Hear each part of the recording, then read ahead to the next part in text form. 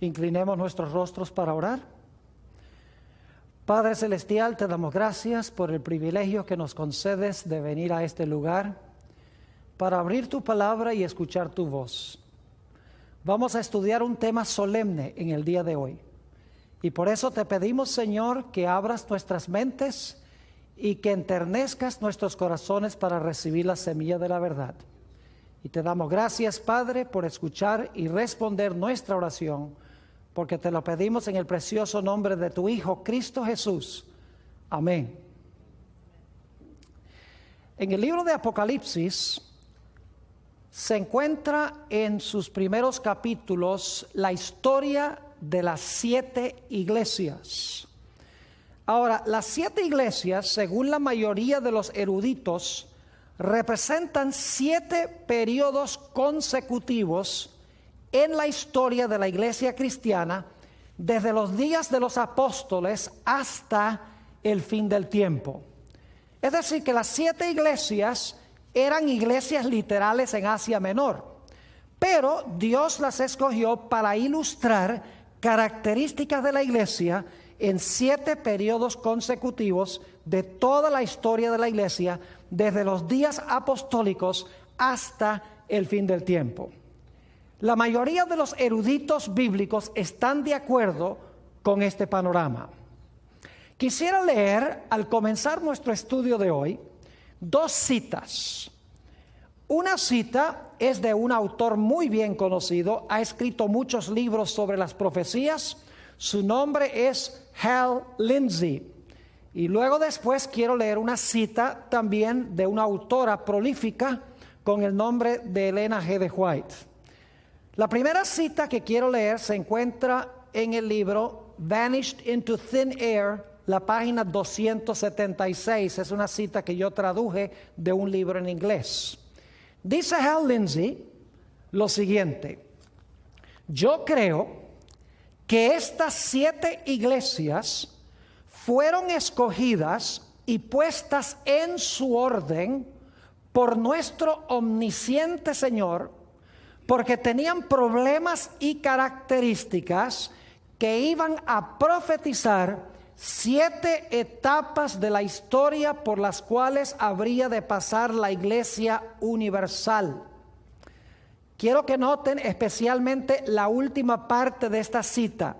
Dice que Dios escogió estas 7 iglesias en Asia Menor porque iban a profetizar 7 etapas de la historia por las cuales habría de pasar la iglesia universal. Es decir, Hal Lindsey, con quien estoy en desacuerdo en la mayoría de sus conceptos proféticos, dice que las 7 iglesias representan 7 periodos consecutivos de la historia de la iglesia. Eso es un dato muy importante para recordar. Ahora, también quiero leer una cita de Elena White. Como les mencioné, esta cita se encuentra en el libro Hechos de los Apóstoles, la página 467. La autora aquí concuerda con la cita que leí de Hal Lindsey. Dice la autora lo siguiente: los nombres de estas, es decir, de las 7 iglesias, son un símbolo de la iglesia en diferentes periodos de la era cristiana. Fíjense lo que dice: los nombres de estas son un símbolo de la iglesia en diferentes periodos de la era cristiana. Luego sigue diciendo, el número 7 indica algo completo y significa que los mensajes se extienden hasta el fin del tiempo, mientras que los símbolos usados revelan la condición de la iglesia en diferentes periodos de la historia. Así que la autora nos dice varias cosas importantes. En primer lugar, nos dice que estas iglesias representan 7 periodos de la era cristiana. Nos menciona también que el número 7 indica totalidad, es decir, estas iglesias representan la totalidad de la historia de la iglesia. Y nos dice que los símbolos que se usan para las iglesias describen la condición de la iglesia en diferentes periodos. Así que es importante recordar entonces que las 7 iglesias representan 7 periodos de la historia de la iglesia universal, desde los días de los apóstoles hasta el fin del tiempo. hay un punto muy importante tomando en cuenta lo que hemos notado, y es que la iglesia número 6, que es la que vamos a estudiar en nuestro tema de hoy, la iglesia de Filadelfia, tiene que ser un periodo de la historia de la iglesia hacia el final de la historia. Porque si la primera iglesia representa los tiempos apostólicos, la segunda iglesia el periodo después de eso, y luego la tercera iglesia, la cuarta, la quinta y la sexta iglesia tiene que representar un periodo al final de la historia de la iglesia, porque no queda sino una sola iglesia, son 7. Así que la sexta tiene que ser al puro final de la historia de la iglesia. Esto es muy importante. Otro dato supremamente importante es el significado del nombre de la séptima iglesia, la iglesia que sigue a la número 6. El nombre Laodicea, que es el nombre de la séptima iglesia, significa juzgar al pueblo. Es decir, que la iglesia que viene después de la iglesia número 6 lleva el nombre Laodicea, que significa juzgar al pueblo. Durante el periodo de la séptima iglesia, entonces, encontramos que se va a juzgar al pueblo. Es un dato muy importante. Así que resumiendo, entonces, las 7 iglesias representan 7 periodos consecutivos de la historia de la iglesia. La iglesia número 6 tiene que ser un periodo ya llegando al final de la historia de la iglesia.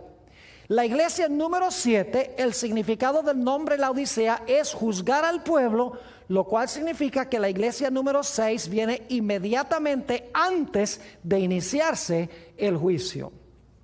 Ahora, con este marco histórico, podemos entrar a estudiar el mensaje a la iglesia de Filadelfia, la sexta iglesia.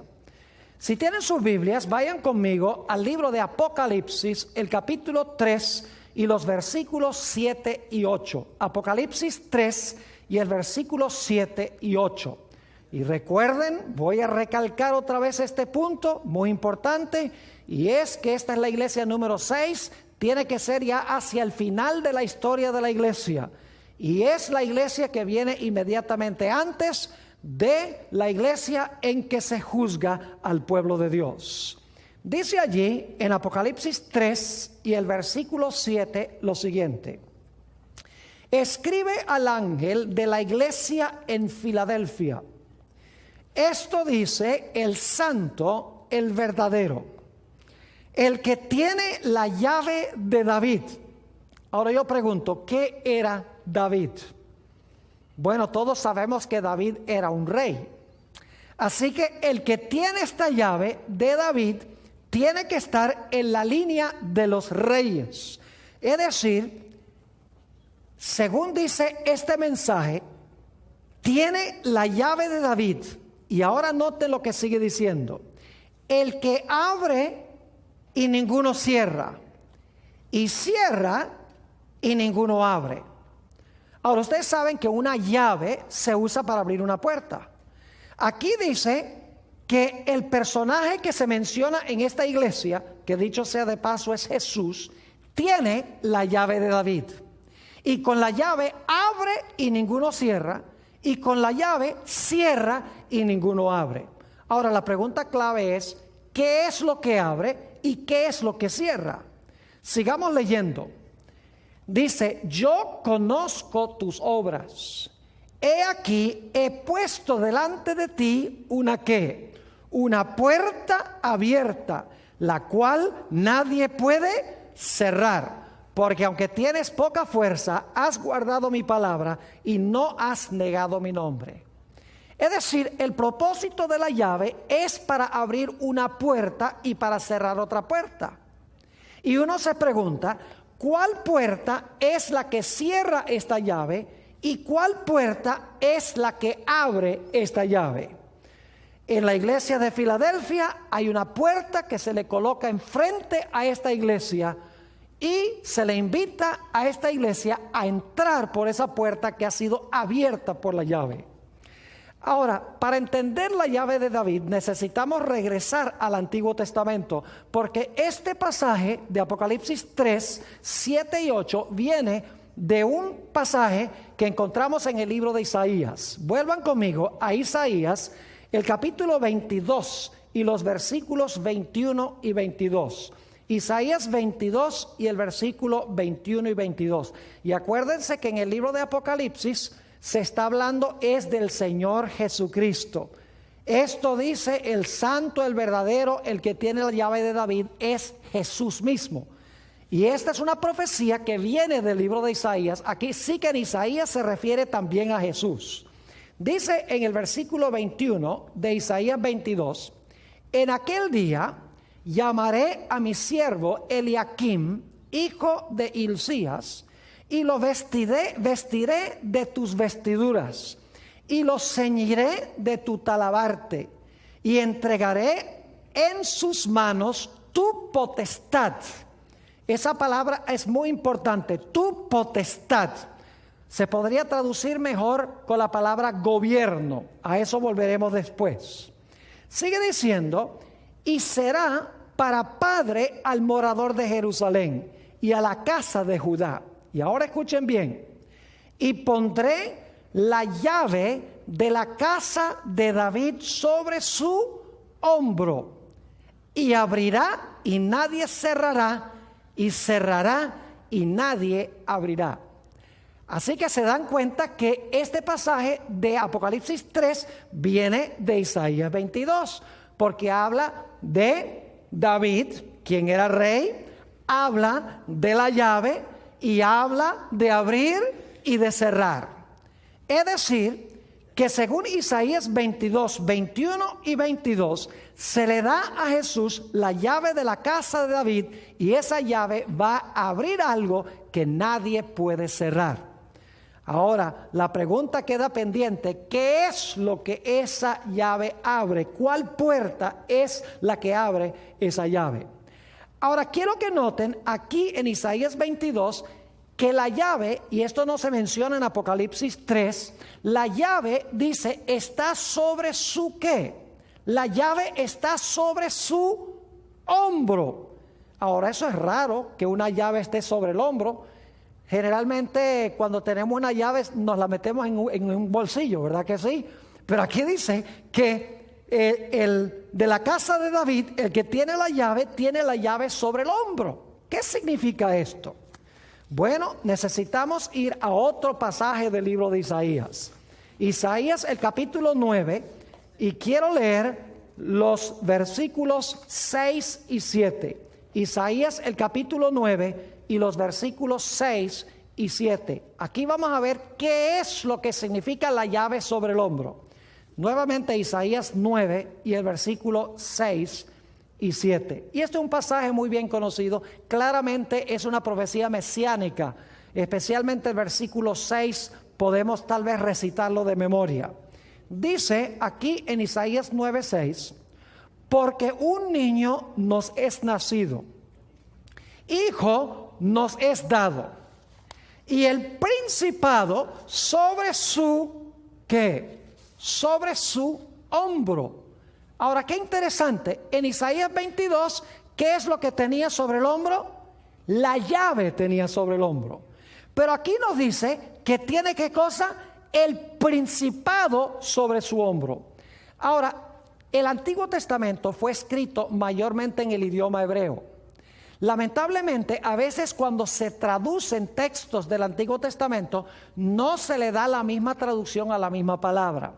Ustedes recuerdan en Isaías 22 y el versículo 21, que dice que el que tenía la llave de David se le iba a dar potestad. Esa palabra potestad es la misma palabra que se traduce aquí principado. Es decir, la potestad es el principado.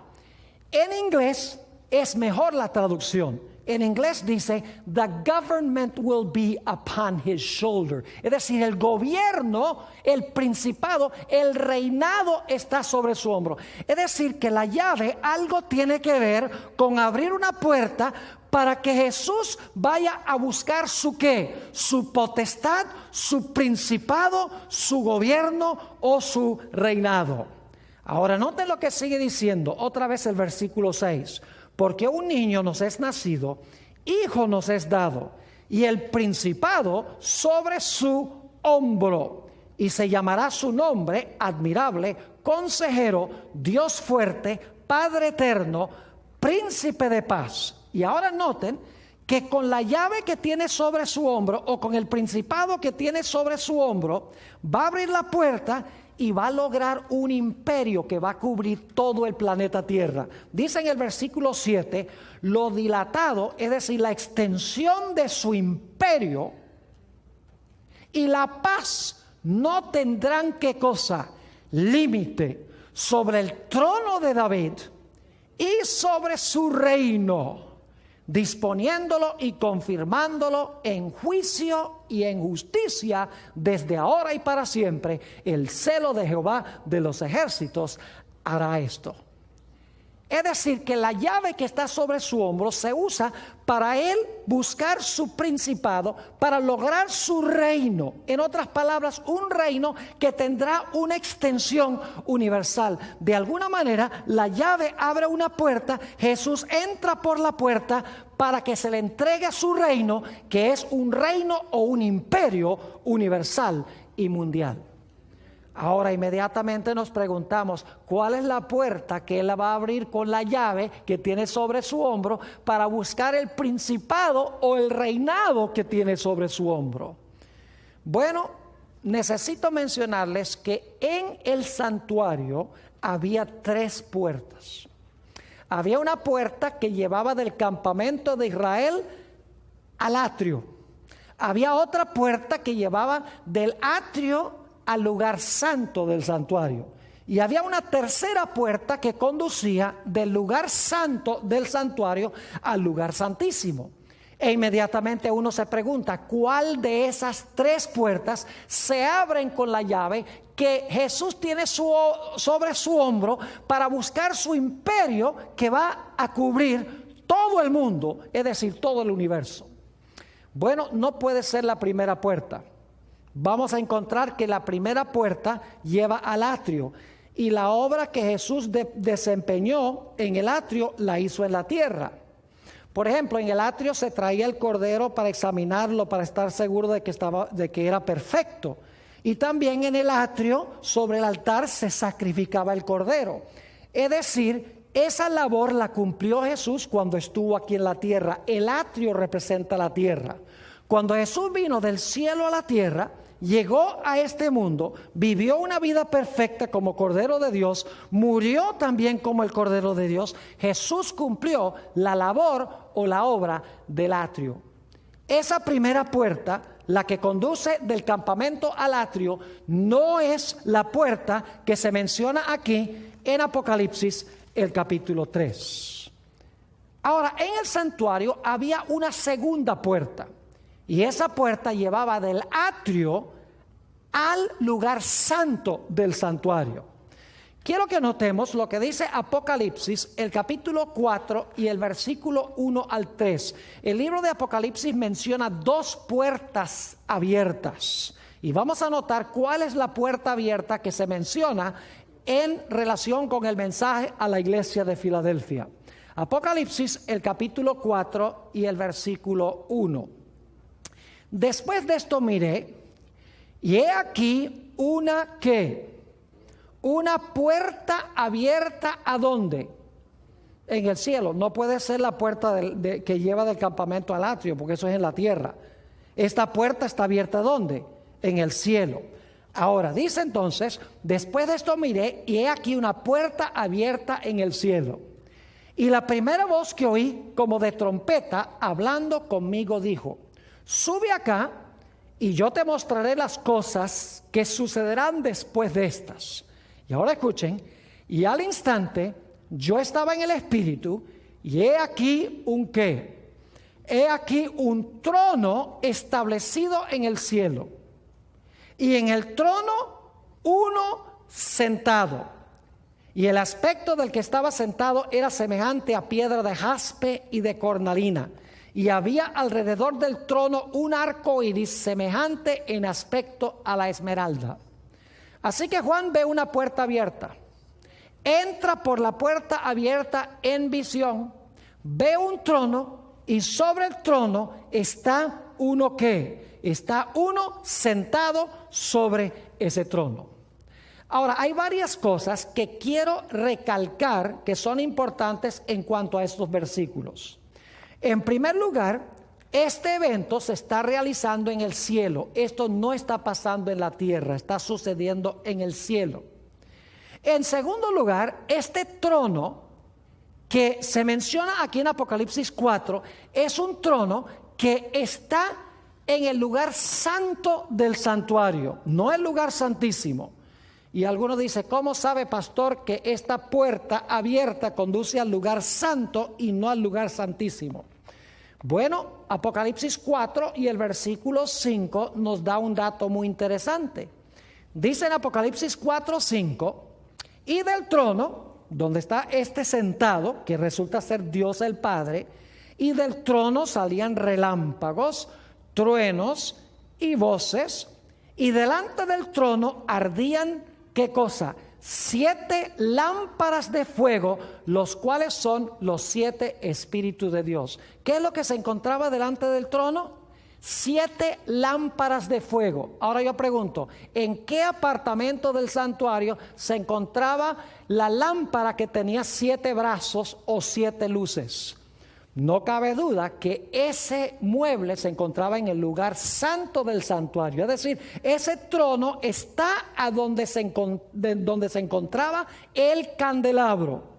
Además de eso, hay otro dato que nos indica en qué apartamento está realizándose eso y a dónde lleva esta puerta abierta. Note el Apocalipsis, el capítulo 5 y el versículo 8, y el capítulo 5 es una continuación de la escena del capítulo 4, se está realizando en el mismo sitio. Quiero que noten lo que también se encuentra allí. Apocalipsis 5 y el versículo 8. Y cuando hubo tomado el libro, los 4 seres vivientes y los 24 ancianos se postraron delante del Cordero. Todos tenían arpas, y note lo que sigue diciendo, y copas de oro llenas de ¿qué? Llenas de incienso, que son las oraciones de los santos. Noten que allí donde está el trono se encuentran copas llenas de incienso, que son las oraciones de los santos. Ahora yo pregunto, ¿a dónde en el santuario se presentaba el incienso? No cabe duda que el incienso se presentaba en el lugar santo, a donde se encontraba el altar de oro. Leamos en conjunción con esto Apocalipsis 8 y el versículo 3 y 4. Apocalipsis el capítulo 8 y el versículo 3 y también el versículo 4.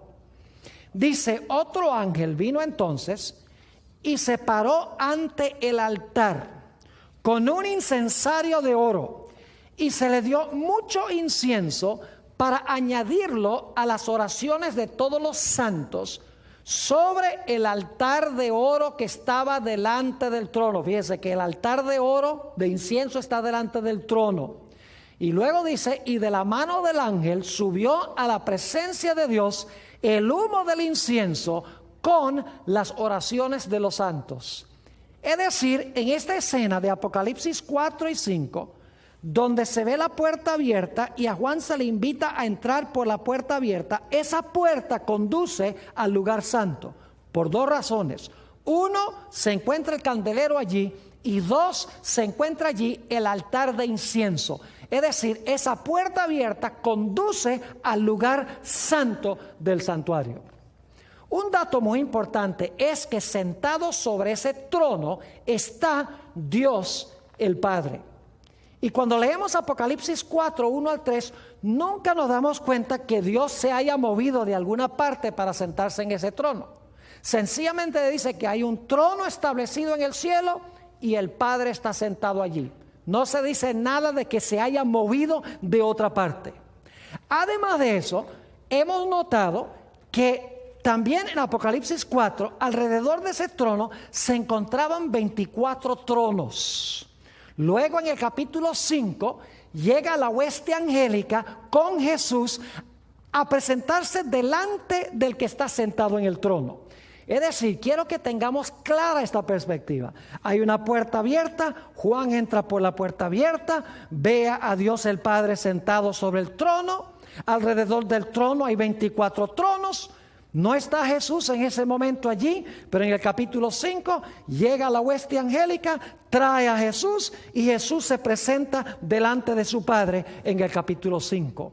Todo esto se está realizando en el lugar santo del santuario. Es decir, que esta puerta que se menciona en Apocalipsis el capítulo 4 y el versículo 1 al 3 es la puerta que conduce al lugar santo del santuario. Lo que se está describiendo aquí en Apocalipsis 4 y 5 es la ascensión de Jesús a la presencia de su Padre. Porque después que Jesús cumplió su obra en el atrio, después que Jesús vivió una vida perfecta como el Cordero de Dios, después que Jesús sacrificó su vida sobre la cruz, sobre el altar, y el Señor Jesucristo ascendió al cielo, como dice aquí, acompañado de los ángeles, y se presentó delante de su Padre para sentarse con su Padre en el trono. Es decir, que Apocalipsis 4 y 5 hablan de una puerta que nos lleva al lugar santo, a donde se encontraba el Padre y donde finalmente llega Jesús a presentarse delante de su Padre. Pero ahora necesitamos ir a otra puerta. Dicho sea de paso, antes de leer el texto sobre esa otra puerta, necesito dejar muy en claro este punto, y es que la puerta de la cual vamos a leer ahora no puede ser la misma puerta de Apocalipsis del capítulo 4. Porque vamos a encontrar que hay otro mueble que está allí en este texto. No se encuentra el altar de incienso, ni se encuentra el candelabro, se encuentra otro mueble detrás de esa puerta. Noten Apocalipsis el capítulo 11 y el versículo 19. Apocalipsis el capítulo 11 y el versículo 19. Dice aquí: y el templo de Dios fue abierto en el cielo. ¿Qué fue lo que sucedió en el cielo? ¿Se abrió qué cosa? El templo de Dios se abrió en el cielo. Y ahora escuchen lo que dice: y el arca de su pacto se veía en el templo, y hubo relámpagos, voces, truenos, un terremoto y grande granizo. Ahora yo quiero preguntar, ¿esta puerta a dónde conduce? ¿Al lugar santo del santuario? No. Esta puerta conduce al lugar santísimo del santuario. Y quiero que noten que esta puerta no estuvo siempre abierta. Esta puerta llegó un momento cuando se abrió. Y cuando se abrió esta puerta, se vio adentro, ¿qué mueble? El arca del pacto. Ahora yo pregunto, ¿a dónde se encontraba en el santuario el arca del pacto? Ustedes saben, el arca del pacto se encontraba dentro del lugar santísimo del santuario. Es decir, que esta puerta de Apocalipsis 11:19 conduce ¿a dónde? Al lugar santísimo del santuario. Ahora quiero repasar lo que hemos estudiado sobre las tres puertas. La primera puerta es la que conduce del campamento al atrio. Jesús, cuando vino del cielo, se presentó en el atrio, vivió una vida perfecta como cordero, murió en la cruz. La segunda puerta conduce al lugar santo del santuario. Jesús ascendió al cielo, se presentó delante de su Padre, quien estaba sentado en el trono, fue traído por los ángeles, había tronos con 24 seres sentados en los tronos, es decir, que representa el comienzo de la obra sacerdotal de Jesús en el cielo. Y luego tenemos la tercera puerta, que es la puerta que conduce al lugar santísimo del santuario. Ahora, un detalle cronológico muy importante que es este. Apocalipsis 4 y 5 está hablando de un evento que sucedió al comienzo de la historia de la iglesia cristiana, porque Jesús ascendió y luego entonces comienza la historia de la iglesia. Apocalipsis 11:19 no está hablando del comienzo de la historia de la iglesia, sino que está hablando de un evento que se realiza hacia el final de la historia de la iglesia. Y eso lo sabemos porque Apocalipsis 11:19, donde se abre el templo y se ve el arca del pacto, se está realizando bajo la sexta trompeta de Apocalipsis. Es decir, las trompetas cubren el mismo periodo de las iglesias. La sexta iglesia es hacia el final de la historia. Así que la sexta trompeta también tiene que ser hacia el final de la historia de la iglesia. Ahora, necesitamos compaginar Este mensaje a la iglesia de Filadelfia, y lo que quiero mostrarles es que la puerta que se presenta delante de la iglesia de Filadelfia es la puerta que conduce al lugar santísimo. No puede ser la puerta que conduce al lugar santo, porque la sexta iglesia ya es al final de la historia. Apocalipsis 4 y 5 habla del momento cuando Jesús ascendió al cielo y se sentó con su Padre en el trono. Es decir, son dos momentos históricos completamente distintos. Jesús asciende, se abre la puerta del lugar santo, Jesús se sienta con el Padre en el trono. Mucho más adelante, bajo la sexta iglesia, nuevamente se abre una puerta al lugar santísimo, Jesús entra nuevamente a la presencia de su Padre. Ahora, en Daniel 7 encontramos nosotros una descripción de este gran evento. Antes de leer el pasaje que describe este evento, necesito darles un poquito de contexto. En Daniel 7 tenemos una sucesión de reinos. Tenemos un león que representa a Babilonia. Tenemos un oso que representa a Medo-Persia. Tenemos un leopardo que representa a Grecia. Tenemos una bestia espantosa y terrible, un dragón que representa a Roma, el imperio romano. Luego tenemos un cuerno pequeño que sube de la cabeza de ese dragón, que representa otra Roma, Roma religiosa, representa la iglesia romana. Es decir, tenemos un desarrollo de la historia desde Babilonia, Medo-Persia, Grecia, Roma y luego Roma religiosa o la iglesia romana. Y ahora quiero que noten lo que sucede después de la historia de la iglesia romana, que dura 1260 años. Vayan conmigo a Daniel, el capítulo 7, y vamos a leer los versículos 9 y 10. Daniel 7 y el versículo 9 y también el versículo 10. Y van a encontrar muchas semejanzas con lo que leímos de Apocalipsis 4. Dice allí: estuve mirando hasta que fueron puestos tronos. ¿Había tronos en Apocalipsis 4? Claro que sí. Dice, fueron puestos tronos y se sentó un anciano de días. Yo pregunto, ¿estaba sentado ya allí? No, porque dice que fueron puestos tronos y el anciano de días, ¿qué pasó? Se sentó, que significa que antes estaba parado. Sigue diciendo, cuyo vestido era blanco como la nieve y el pelo de su cabeza como lana limpia. Su trono llama de fuego y las ruedas del mismo fuego ardiente. Un río de fuego procedía y salía delante de él. Millares de millares le servían y millones de millones asistían delante de él. El juez se sentó y los libros, ¿qué? Los libros se abrieron. ¿Ven ustedes los mismos elementos que encontramos en Apocalipsis 4? ¿Hay un trono, sí o no? Claro que sí. ¿Hay uno sentado en el trono? ¿Cómo no? ¿Hay tronos también? Claro que sí. ¿Está la hueste angélica? ¿Cómo no? Pero es un poco diferente la escena, porque en Apocalipsis 4, Dios el Padre sencillamente está sentado allí. No se dice que se movió ahí de ninguna parte. Mientras que aquí dice que el Padre entró, se colocó el trono y luego el Padre ¿qué? Se sentó. Y los otros seres sobre los tronos también llegaron y se sentaron. Y después de sentarse, dice que los libros se abrieron y comenzó ¿qué cosa? Comenzó el juicio. Ahora quiero leer algunos otros versículos de Daniel el capítulo 7 para que ustedes se den cuenta la descripción adicional que se da de este evento. Daniel 7, versículos 26 y 27. Dice, pero se sentará el juez. ¿Qué va a pasar? Se va a sentar el juez y le quitarán su dominio para que sea destruido y arruinado hasta el fin. Y ahora escuchen bien. Y que el reino y el dominio y la majestad de los reinos debajo de todo el cielo sea dado al pueblo de los santos del Altísimo, cuyo reino es reino eterno, y todos los dominios les servirán y obedecerán. ¿Cuál es el resultado del juicio? El resultado del juicio es que a Jesús se le va a dar el reino ¿qué? Se le va a dar el reino eterno. Lo mismo que encontramos el mensaje a la iglesia de Filadelfia.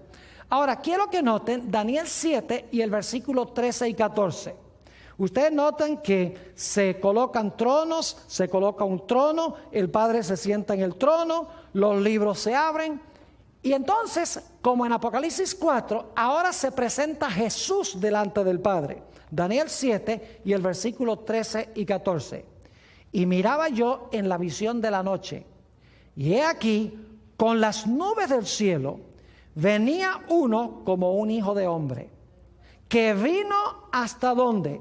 Que vino hasta el anciano de días, y le hicieron acercarse delante de él. ¿Y qué hace cuando entra ya a donde se encontraba Dios el Padre? Dice, le fue dado ¿qué cosa? Dominio, gloria y reino, para que todos los pueblos, naciones y lenguas le sirvieran. Su dominio es dominio eterno que nunca pasará, y su reino uno que no será destruido. Yo pregunto entonces, en Apocalipsis el capítulo 3, la iglesia de Filadelfia dice que se le da una llave. Vimos que la llave está sobre el hombro, el principado está sobre el hombro, y luego se dice que su reino no va a tener fin ni va a tener límites de extensión. Yo pregunto, ¿es la misma escena que encontramos en Daniel el capítulo 7? Claro que sí. Ahora, quiero que noten el detalle cronológico, que es lo importante. La iglesia de Filadelfia, en la sexta iglesia, ya al final de la historia de la iglesia. La siguiente iglesia es la iglesia del juicio, porque la Odisea significa juzgar al pueblo. De la misma manera, en Daniel 7 encontramos que el Padre entra, se sienta, luego llega Jesús con los ángeles, entra por la puerta al lugar santísimo, y entonces se le da a Jesús su reino, un reino que no será corrompido, un reino que es de extensión universal. Y quiero que noten que se le da el reino después de Babilonia, Medo-Persia, Grecia, Roma y el periodo de la iglesia romana, que son 1260 años. Ahora quiero que analicemos otro detallito interesante en cuanto al mensaje a la iglesia de Filadelfia. Vayan conmigo a Apocalipsis, el capítulo 3 y el versículo 9. Apocalipsis el capítulo 3 y el versículo 9. Un detallito muy interesante. Dice aquí, he aquí, yo entrego de la sinagoga de Satanás a los que se dicen ser judíos y no lo son, sino que mienten. He aquí, yo haré que vengan y se postren a tus pies y reconozcan que yo te he amado. Noten que en conjunción con la iglesia de Filadelfia se menciona ¿qué cosa? La sinagoga de Satanás.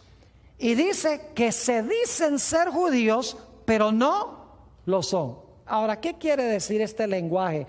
Que en la iglesia de Filadelfia hay personas que dicen que son judíos y no lo son. Esto no puede referirse a judíos literales. Y ustedes dicen, ¿por qué razón no? Porque esto tiene que ver con la historia de la iglesia, no con la historia de los judíos. La sexta iglesia tiene que ver con la historia de la iglesia universal, no tiene que ver con los judíos. Entonces la pregunta es, ¿qué significa la sinagoga de Satanás que se encontraba allí en la iglesia de Filadelfia? Necesitamos entender, mis queridos hermanos, lo que significa un judío en el Nuevo Testamento. Vayan conmigo a Romanos el capítulo 2 y el versículo 28 y 29. En realidad, cuando se menciona este grupo que dicen ser judíos y no son, lo que quiere decir es que ellos se dicen ser cristianos y no lo son. Porque en realidad ser judío, según la definición del Nuevo Testamento, es ser cristiano, es decir, es recibir a Jesús.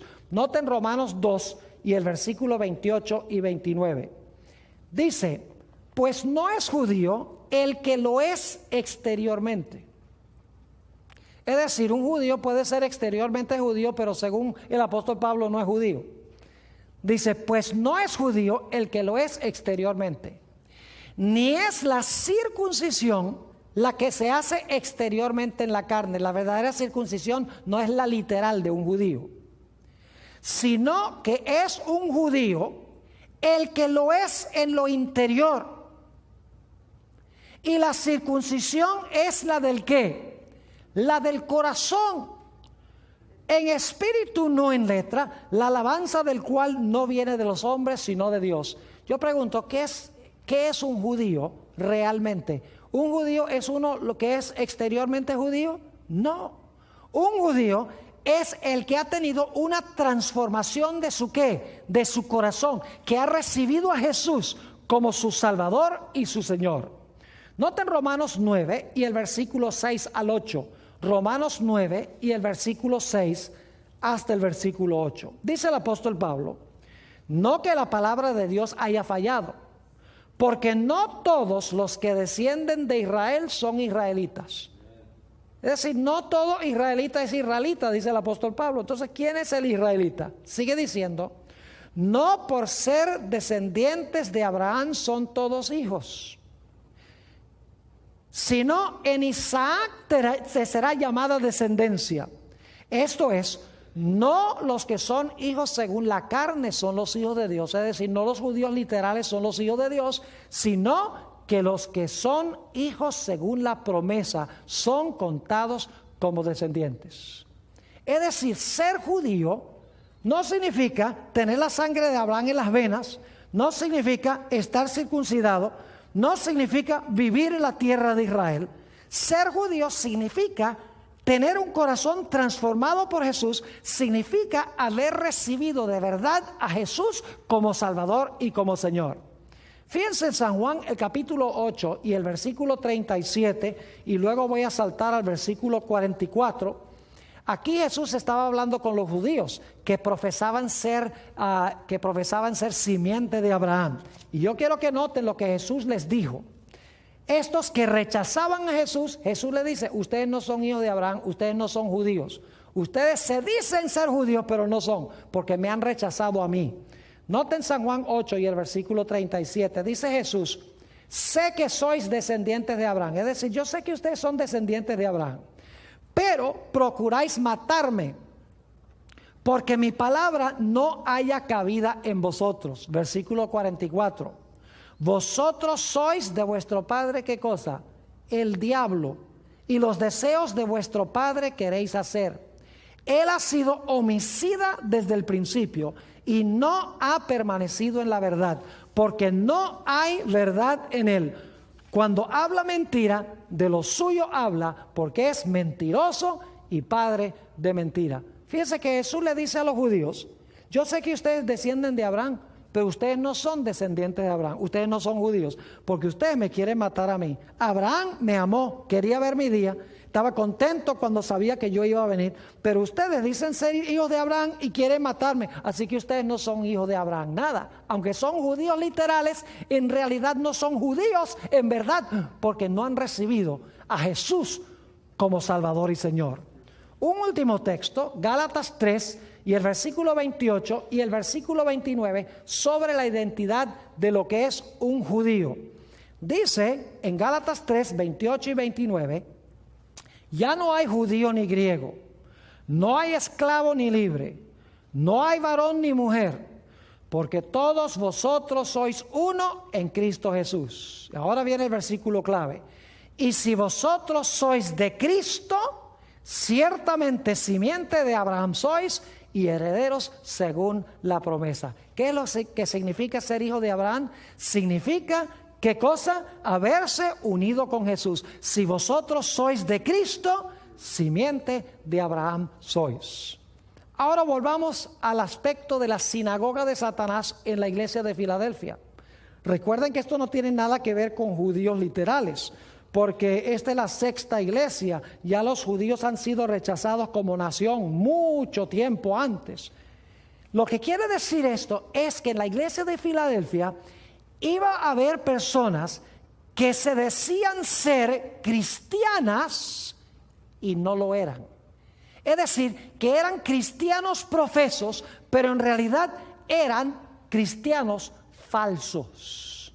Se decían ser judíos, pero no lo eran. Ser judío es unirse con Jesús.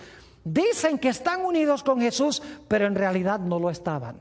Es decir, que en la iglesia de Filadelfia hay un grupo que se les presenta la puerta abierta, entran por la puerta abierta con Jesús y Jesús va a recibir su reino. Mientras que hay otros que profesan ser cristianos, que no entran y se constituyen, como dice en Apocalipsis el capítulo 3, la sinagoga de Satanás. Ahora quiero que vayamos a Apocalipsis porque tenemos la misma escena o el mismo panorama.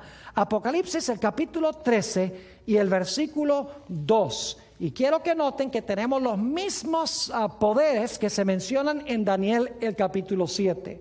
Apocalipsis 13 y el versículo 2.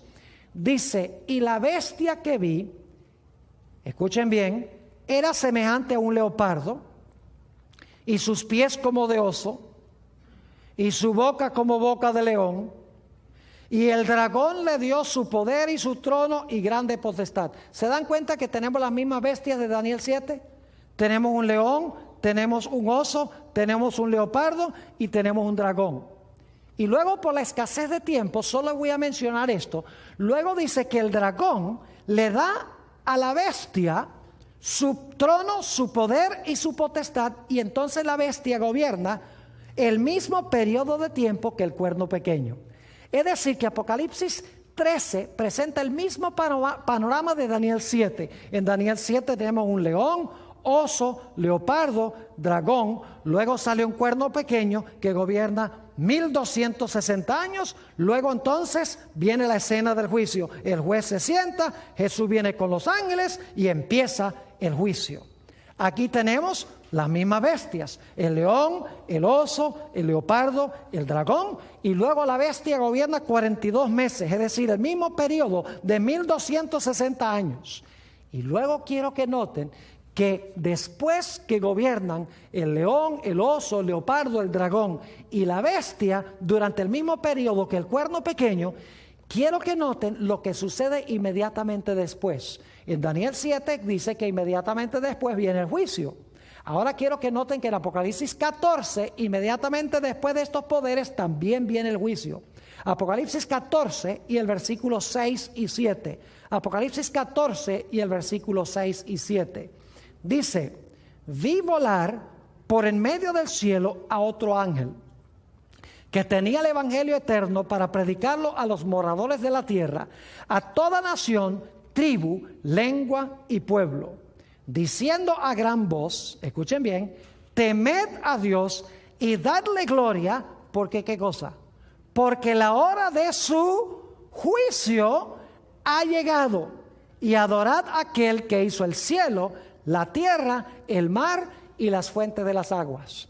Fíjense que en el contexto de estas bestias que se mencionan en Apocalipsis 13, que vimos en Daniel 7, inmediatamente después que gobiernan estos poderes, dice que empieza el juicio, tanto en Daniel como en el libro de Apocalipsis. Ahora, yo quiero que ustedes noten también que inmediatamente después que Apocalipsis 14, 6 y 7 dice, la hora de su juicio ha llegado, en el siguiente versículo, en el versículo 8 de Apocalipsis 14, se dice algo muy interesante. Note lo que dice Apocalipsis 14 y el versículo 8. Otro ángel le siguió diciendo, ha caído, ¿qué cosa? Babilonia, la gran ciudad, porque ha hecho beber a todas las naciones del vino del furor de su fornicación. Ahora fíjense qué interesante, en el mensaje a la iglesia de Filadelfia se coloca una puerta abierta. Esa puerta abierta conduce al lugar santísimo donde está el arca, donde se va a desempeñar el juicio para que Jesús reciba su reino. Y en esa iglesia está un grupo apóstata que se conoce como la sinagoga de Satanás, que dicen que son cristianos genuinos, pero no lo son. Lo mismo tenemos en Apocalipsis el capítulo 13 y 14. Tenemos los mismos poderes, el león, el oso, el leopardo, el dragón, los 1260 años, llega la hora del juicio divino y entonces en el mensaje del segundo ángel dice, ha caído Babilonia. Es decir, que la sinagoga de Satanás en el mensaje a la sexta iglesia es el mismo poder que se denomina en el mensaje del segundo ángel, ¿con qué nombre? Con Babilonia. La sinagoga de Satanás es Babilonia. Y alguno dirá, pero pastor, usted está diciendo que Babilonia representa personas que profesan ser cristianas y no lo son. Claro que sí. Noten Apocalipsis 18 y el versículo 1 al 4. Apocalipsis el capítulo 18 y el versículo 1 hasta el versículo 4. Les voy a demostrar que aquí se encuentra en Babilonia el pueblo de Dios. Babilonia representa a aquellos que profesan ser pueblo de Dios. Dice en Apocalipsis 18, 1 al 4. Después de esto, vi a otro ángel descender del cielo con gran poder, y la tierra fue alumbrada con su gloria.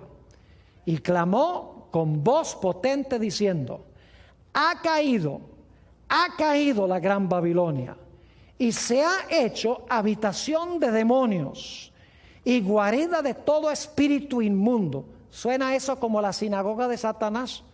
Claro que sí. Se ha hecho habitación de demonios y guarida de todo espíritu inmundo y albergue de toda ave inmunda y aborrecible, porque todas las naciones han bebido del vino del furor de su fornicación, y los reyes de la tierra han fornicado con ella, y los mercaderes de la tierra se han enriquecido de la potencia de sus deleites. Y ahora escuchen bien: y oí otra voz del cielo que decía: salid de ella, ¿qué? A ver, no les oigo. ¿Salid de ella qué?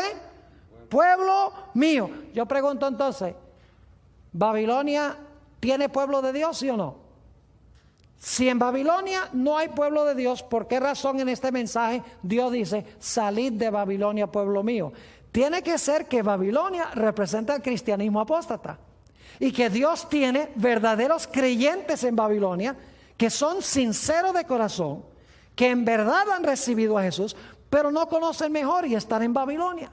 Por eso es que Dios llama a esas personas sinceras a que salgan de Babilonia antes de que Babilonia reciba el castigo de Dios.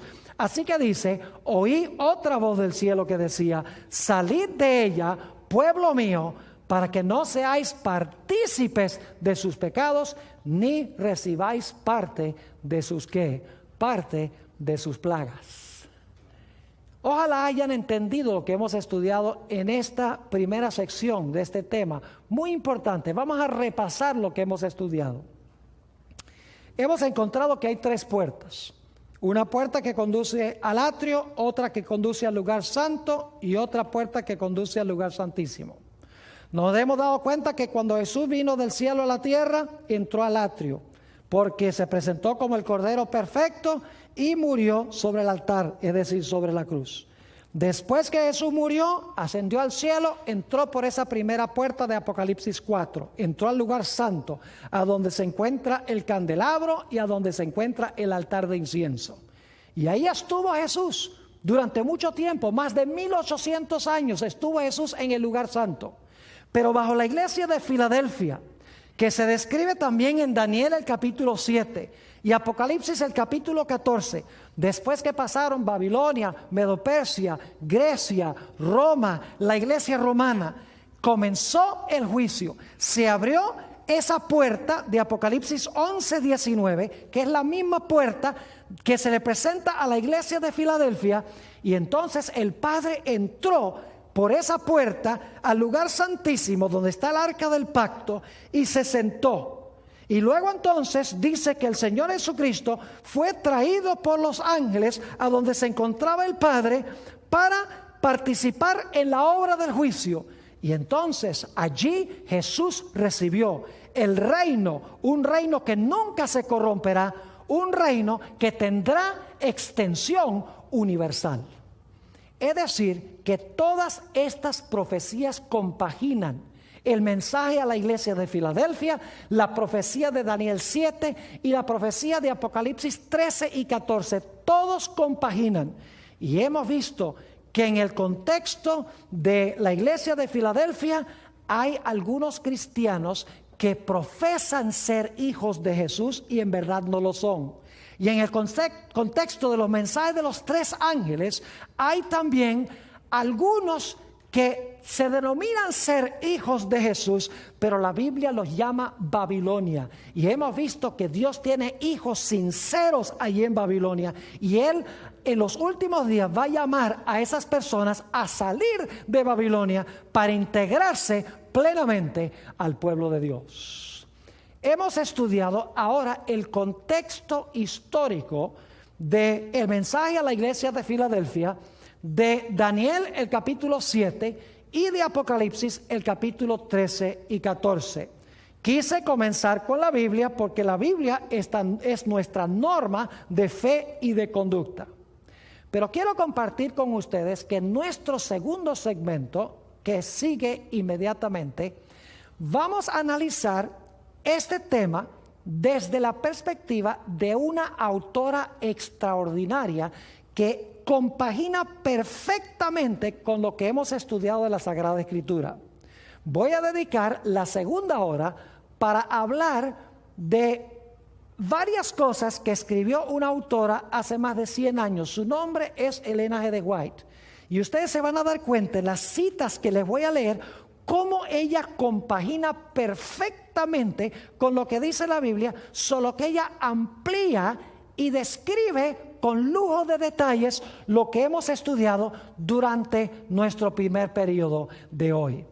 Así que espero que lo que hemos estudiado haya quedado claro y que de esa manera estemos ya preparados para nuestro segundo tema, donde vamos a analizar y a estudiar cuidadosamente los escritos de una señora que participó en estos eventos que se realizaron en 1844, cuando se abrió la puerta al lugar santísimo y entró allí el Padre, para luego entrar el Señor Jesucristo allí para comenzar el juicio, a donde Jesús recibirá el reino, un reino que no se corromperá, un reino que será de extensión universal. Pronto estudiaremos esto.